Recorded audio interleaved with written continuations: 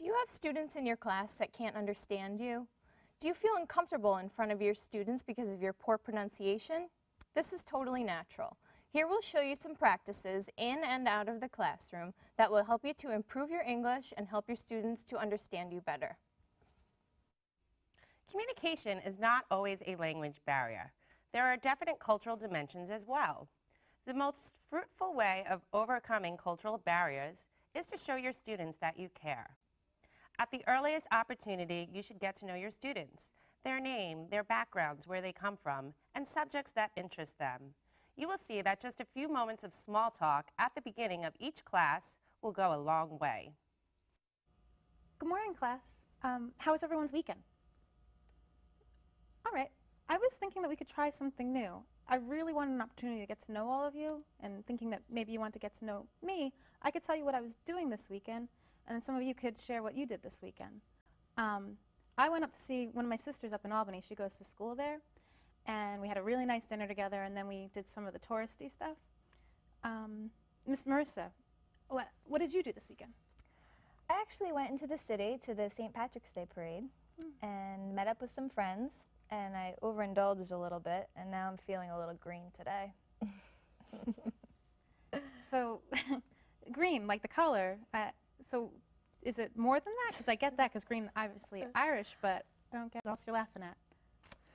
Green kind of means that you're feeling a little sick, and I think Marissa means that she drank too much and has a good old-fashioned hangover. Oh, so then we should probably take it easy on Marissa today. Mm-hmm.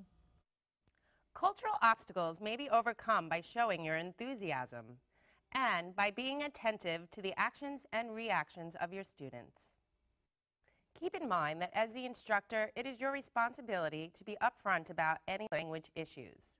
A student may come to speak with you about a problem, but he or she may be unwilling, scared, or embarrassed to admit it is one of communication. Therefore, it is very important to have an open door policy and to show your students that you care and that you will listen. Hi, Marissa. Hi, how are you? Good, how are you? I'm good. I was wondering if you had a second to talk about something with me. Sure, come on in, have a seat. Okay, thank you.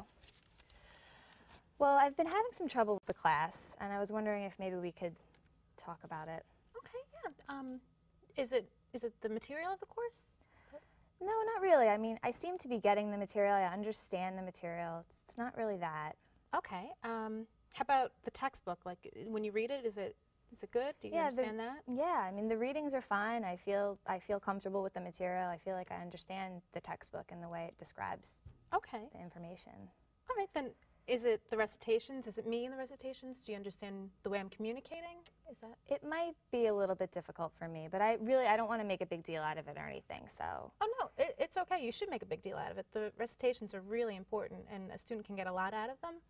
So maybe we can come up with some ideas to help better our communication in the way I discuss things in class. Okay. Do you have any suggestions that how we could do that? Sure. Let me, how about instead of just giving my notes out in the class, I can put them up on Blackboard.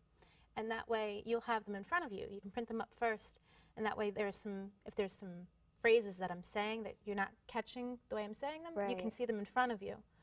You can print them up before. I know the professor does that, so I can just ask him and see if I can do that too. Okay. And then I do a lot of writing on the Blackboard. Maybe if I bring in an overhead projector, I'll be writing, and you'll be seeing me as I write, rather than looking at my back. That could be helpful too. Definitely, I think that would help. All right, so let's start with those, and I'll try those, and I'll talk to the professor about putting my notes up on Blackboard. Great. Thank you so much for your time. Yeah, sure. Thank you. All right. It's not hopeless. There are strategies to help you improve your English. We've stressed open communication with your students. Now we'll discuss some strategies that will help you further your learning process. Be familiar with the text that you will be reading from. Make sure you know your material. And if there are any content words that are unfamiliar to you or you're not sure how to pronounce, be sure to ask your professor or a native English-speaking friend. Also use a variety of techniques. Use nonverbal strategies. Blackboard, power presentations, overhead projector, charts, demonstrations. These are all things that will help to clarify your lecture. And finally, work on ways to try to improve your English. Maybe you can take an ESL class at the university, or perhaps use the language lab. Be sure to listen to American television and radio, and spend a lot of time speaking with American students, teachers, and friends. Good luck. Good luck.